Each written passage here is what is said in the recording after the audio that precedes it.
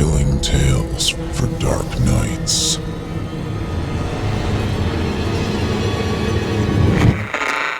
Want to make sure you never miss a Chilling Tales for Dark Nights video again? Be sure to subscribe and hit that bell to turn on notifications.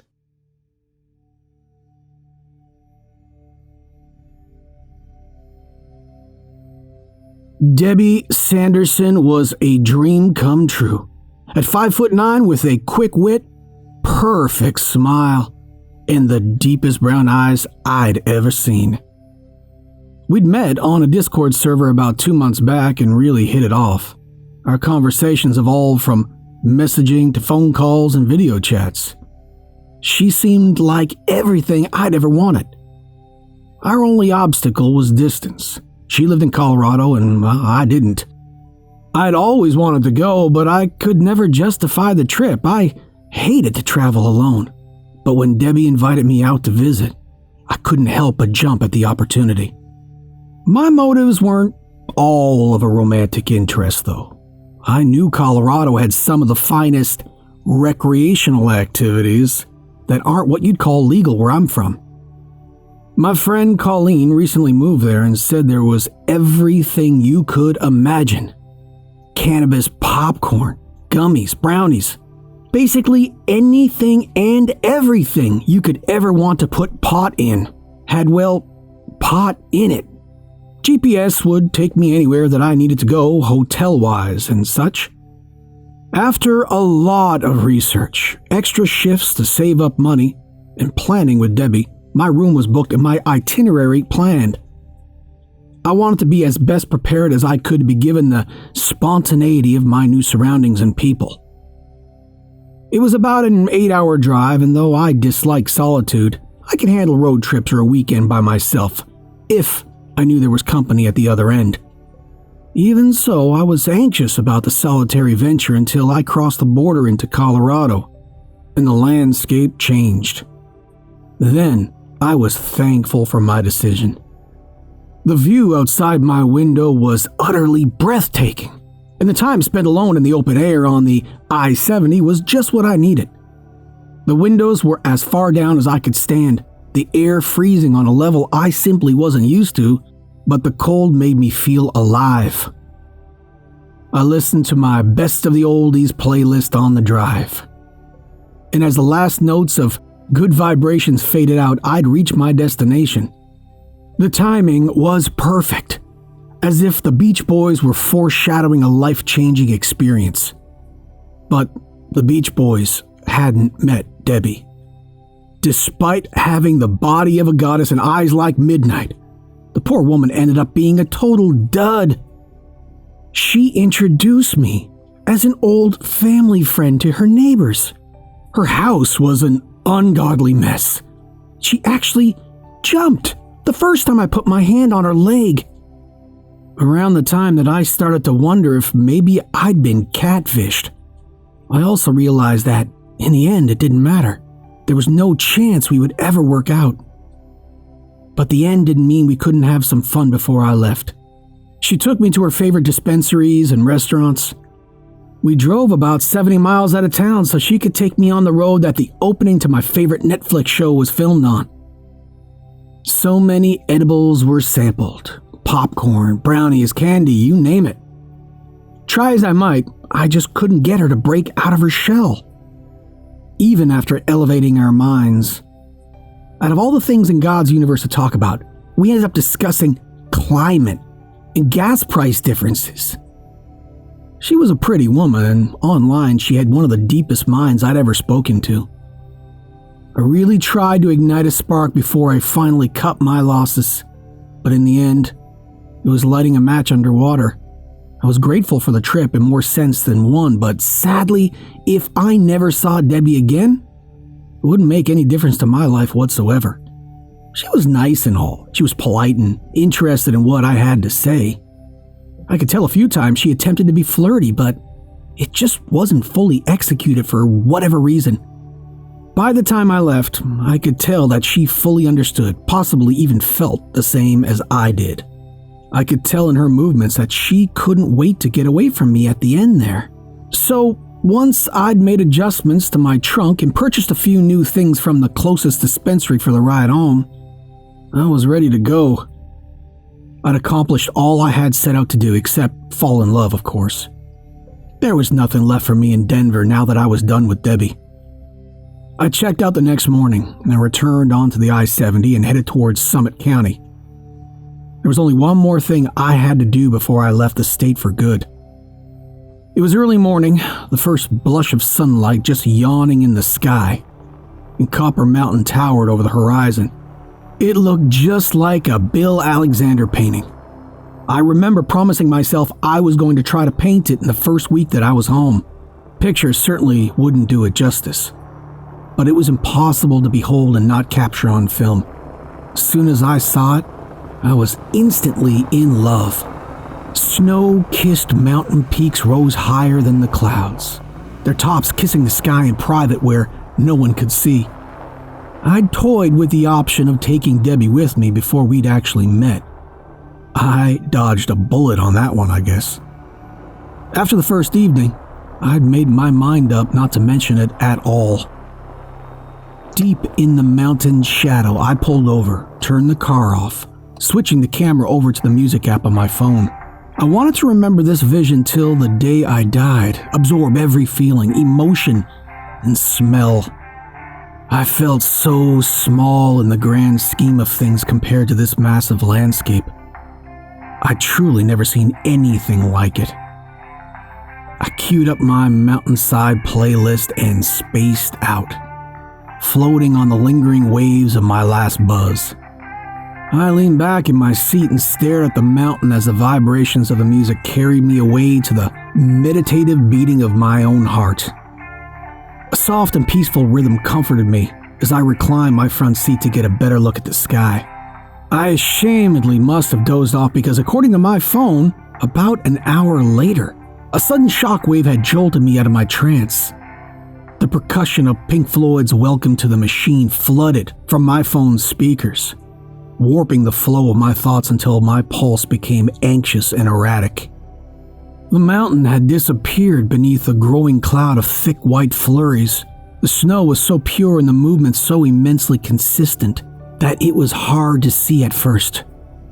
Snow rained down the crags of the mountain like waterfalls, and an alarming amount of it was invading the road faster than I could process. My fingers yanked the handle to raise my front seat back up. I funneled with my keys in an attempt to reverse my car and get out of the path of danger. I was pretty sure the avalanche wouldn't reach me, but I wanted to be safe. The engine responded with a string of disheartening clicks. The siren at the end of the song reached its crescendo right as the avalanche caught up with me, slamming into the car like a wall of pristine white cement. My head bounced off the driver's side window, and then there was nothing. No sound, no light. Only the thick black emptiness of my unconscious mind. I awoke sometime later to a plaintive beeping sound in the darkness of my entombed car. My phone, low battery. It was at an unhealthy 3%. I didn't care. My head hurt too much. I pressed a hand against the throbbing pain and my fingers came back red. Once again fighting with my keys, I attempted to restart the vehicle but was met with the same result as before. Each empty click of the engine inching me closer towards a panic that cut through the fog of my injury. I frantically pulled at the door handle, beating the paneling with frustration until my hands were numb. Absolutely nothing happened. It felt like the entire car itself was locked in place. Like the cuts had never been made for the door panels, and it was a solid piece. There was no way out. Intrusive thoughts began to rain down on my anxious mind. I was alone. I was trapped in a dead car and no one knew where I was. But I had hope. I wasn't the only one to have traveled that road. I just prayed the county would come out soon to close the road and clear it, digging me out in the process. Hours passed. Silence pressed against me, as physical a presence as the cold itself, and the air only grew colder. the longer I sat there.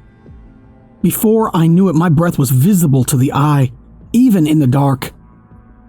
And I'd started to shiver uncontrollably. The snow must have buried me deep to have turned my car into this sensory deprivation chamber from hell, with no external stimulation but the cold. It didn't take long before my heart was racing and my thoughts were spiraling into a pit of negativity and death. The frozen sweat of an anxiety attack was approaching fast, so I did the only thing that made sense at the time. I packed a pipe I had hidden away in my glove compartment. Upon meeting flame to glass, the red hairs of a nugget danced in anticipation. I inhaled in an attempt to push away my rising panic. At first, it worked. The smoke was warm, and it didn't take long before I found myself caught up in the flowing upholstery on the ceiling. My trembling worries replaced with a newfound confidence of a rescue assured. The snow couldn't be this thick forever, I thought. Eventually, it would thin out enough for my car to be visible, and then I'd be saved. But then it started to wear off, and paranoia set in. I was too keenly aware of my solitude. Everything around me was so still and quiet. The only thing I could focus on was the deafening beats of my panicked heart. It was just me, my breathing, and the silence. The isolation tested my sanity, gripping my heart with a sudden terror I know could exist. A familiar discomfort churned in my stomach. Dread. I realized it wasn't cold anymore. There, in the depths of my icy coffin, a surge of warmth had enveloped me. It started at my toes and steadily made its way up through my body. Before long, I was burning up and the urge to take off my clothes was irresistible. My mind quickly lost all semblance of rationality after that, as song lyrics echoed through its recesses. 1 is the loneliest number that you'll ever do. 2 can be as bad as 1. It's the loneliest number since the number 1. It had to have been at least 24 hours since I'd been trapped in the car. Not that there was any way to tell. My car was dead. My phone was dead. The only thing left with any life in it was me. And that wouldn't be true for much longer if no one found me in the next 24 hours. I was trying my damnedest to keep it together, while the claustrophobic confines of my prison ground away my sanity. And my feet were on fire. I couldn't feel my toes themselves. Just the licking of phantom flames tempting me to remove my socks. Luckily, my fingers were past the point of cooperation, but I still couldn't tolerate the heat. It was a struggle. But between fear and panic, I'd eventually lost the fight against rationality. I removed my shoes and wrestled off my socks. Then, just on the edge of my perception, I heard something. A series of whirs and whips or air sounded through the layers of metal, glass, and snow. My heart leapt at recognizing the sound of tires on pavement. Hope reinvigorated my spirit more and more with each car's passing. The road must have been cleared, I thought, and leaned closer towards the frozen window to listen. Instantly, I recognized the scraping sound of steel against pavement. My eyes filled with tears, bringing the unexpected comfort of warmth to my cold eyes. It was the sound of a snowplow approaching rapidly in the distance, and I realized that it was closing in on me. To them, I just looked like a clump of snow, accumulated from the earlier avalanche. They'd have no idea of knowing a car was underneath there until it was too late. I held my breath and braced myself for the impact. A torrent of force rocked my vehicle. Then I was moving, but not forwards or backwards. The car was traveling down, falling. I was fortunate enough to have it land right side up. A rush of heat flew to my brow, and a crimson liquid trickled into my eyes. As I rushed to wipe it away, a smear of blood shone on the steering wheel, letting me know I must have whacked my head when the car hit bottom or wherever the hell I ended up at. My temples throbbed as multiple thuds of snow pounded a few feet outside my window before going distant again as the snowplow drove past, abandoning me in all hopes of immediate rescue. I must have gotten turned sideways in the avalanche and was probably buried even deeper with the snow piled up by the plow. If so, my thinking is that this would most definitely be the last thing my eyes saw before I died. That was it then. I couldn't think of anything else to do but sit and hope the snow would melt enough for my car to be visible before I became hypothermic and either froze to death or died of exposure. No. After a few moments of self-pity and awaiting death to get it over with and take me, I decided to refuse to let this be how it ended. I needed to think. This shithole car was not going to be the last thing I saw in life. I looked around, desperate for an answer. But between the constant throbbing and the rising panic, thinking was hard, so I reached for some comfort to make it easier to focus.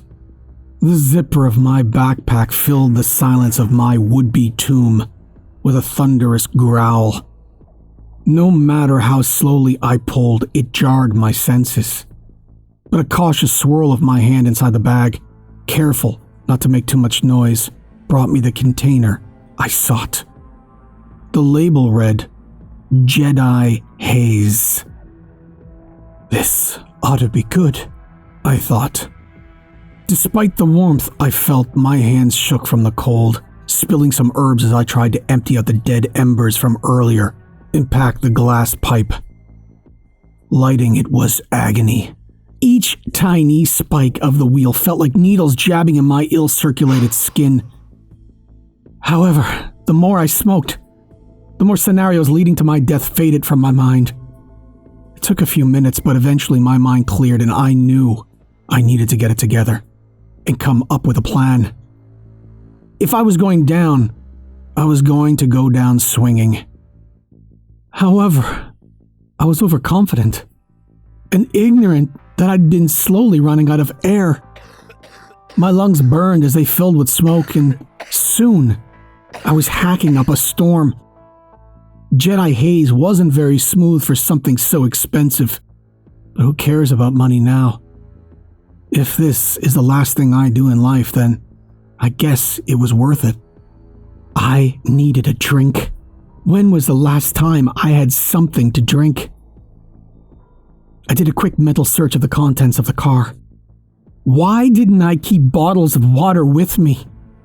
Then I remembered Debbie always had a bottle on her, which meant there should have been a bottle still hiding in my trunk. I carefully crawled into my back seat, releasing the seat back slowly to avoid making any unnecessary sound.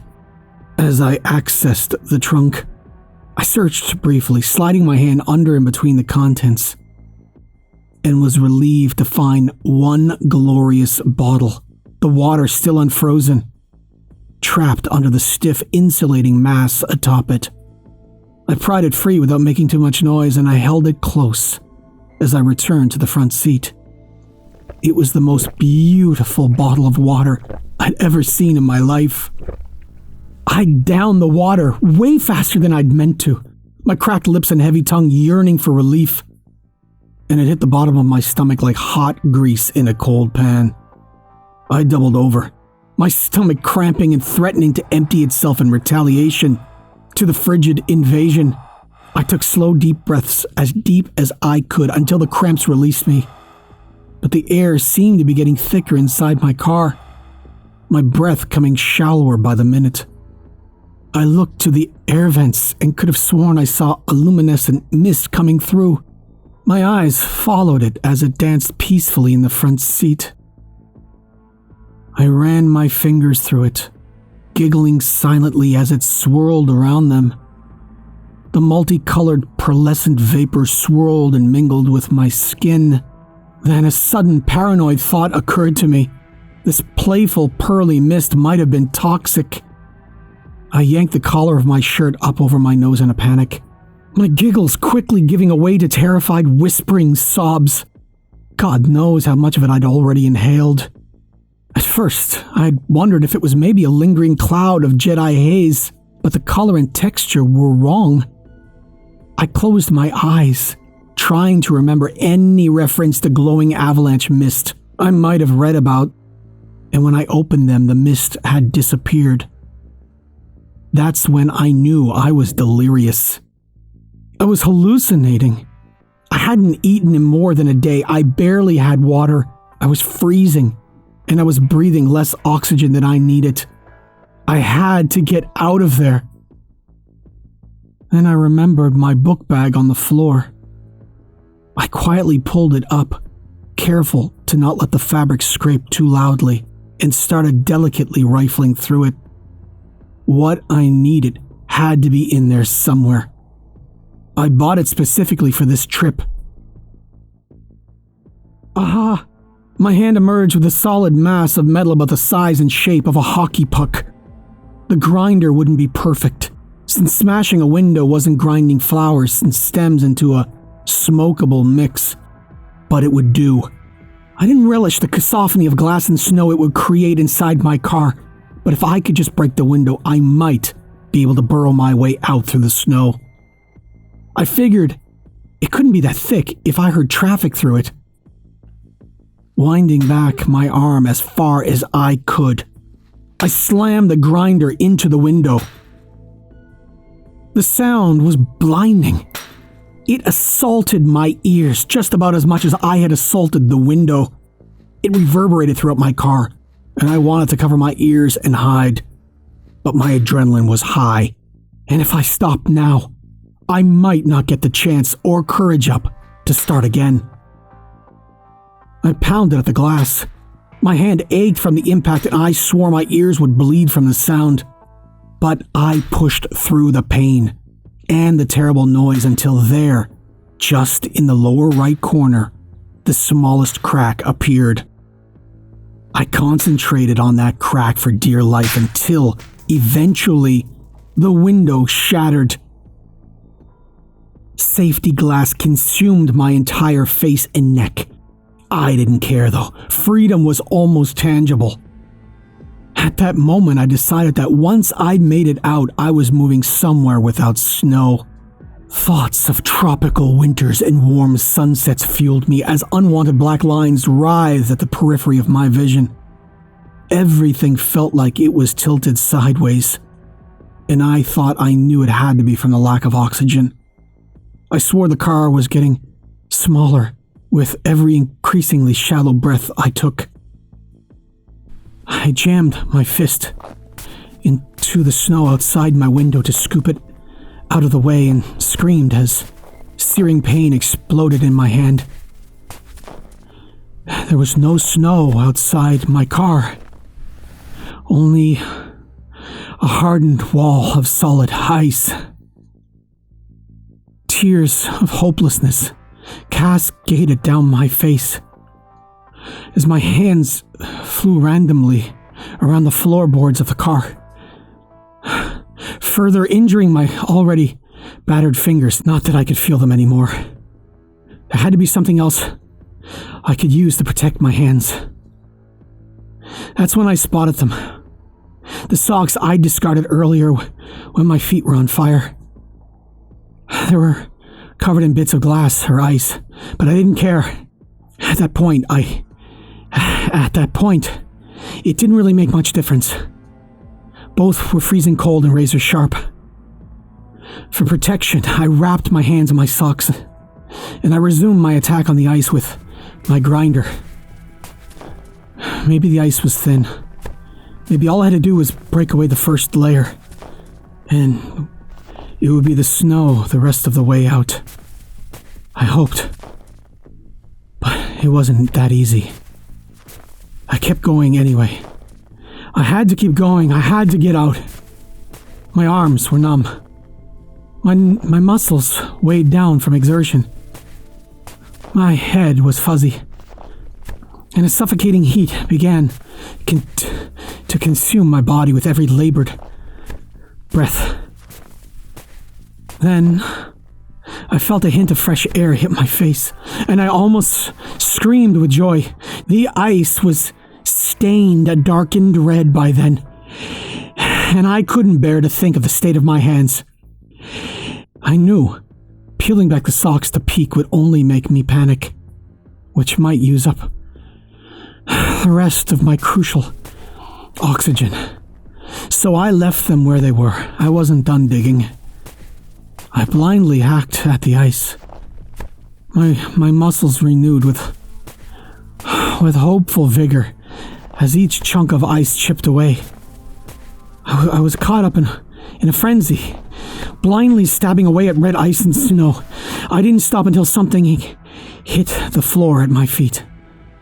My heart stopped as I leaned down to retrieve what had fallen. A shattered, bloody finger with the bone protruding at the knuckle break. My biggest fear was the grinder had broken and I was left with nothing to dig my way out. The grinder was fine. But what was I supposed to do about my hands, though? After retrieving it, I knew my attempts at escape were fucked. Cold air kissed my cheek through the tiny air hole, leading to the outside world. As darkness overwhelmed me, with freedom so close, and yet so far, I slipped into the void.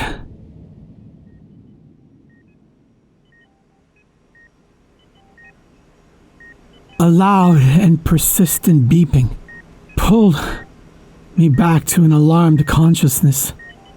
When my eyes fluttered open again, my mind was still hazy and exhausted. My body didn't feel right, and the lights were killing me. As I got my bearings, I realized I wasn't in my car anymore.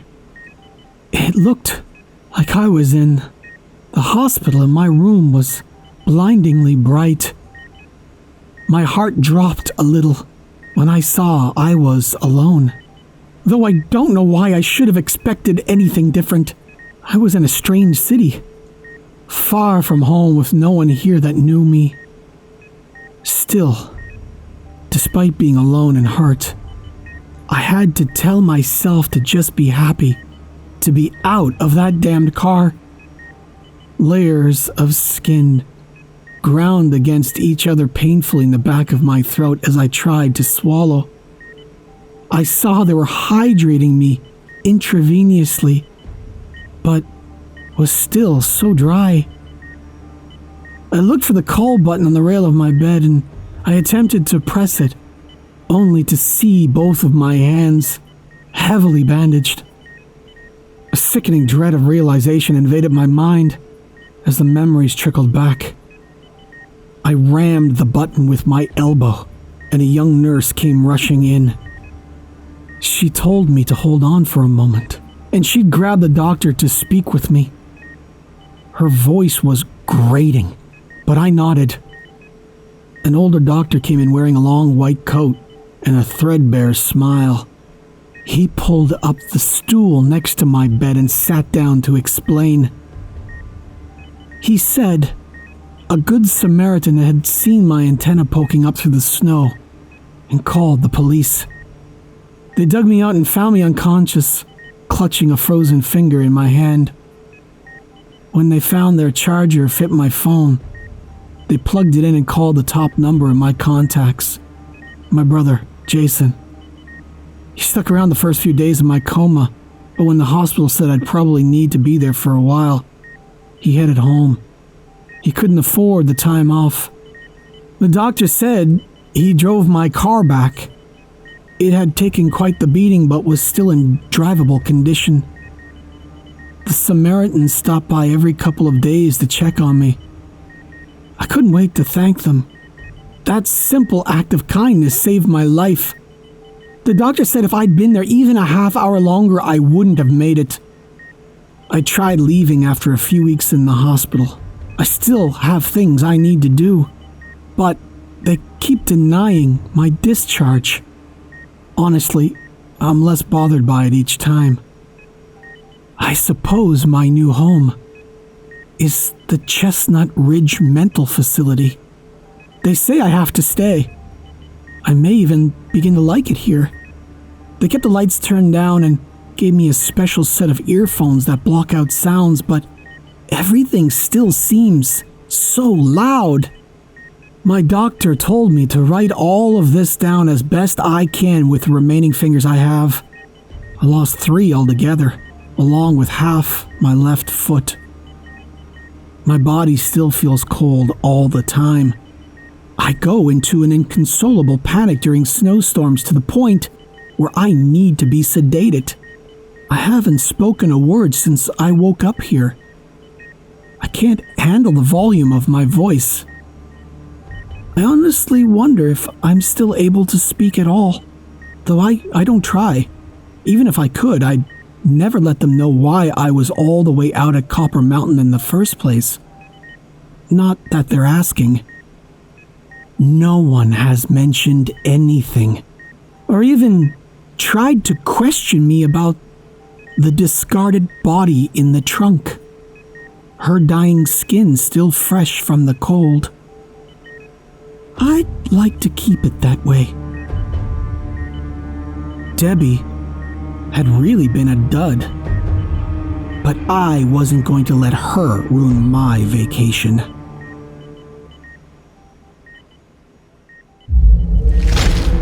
Chilling tales for dark nights.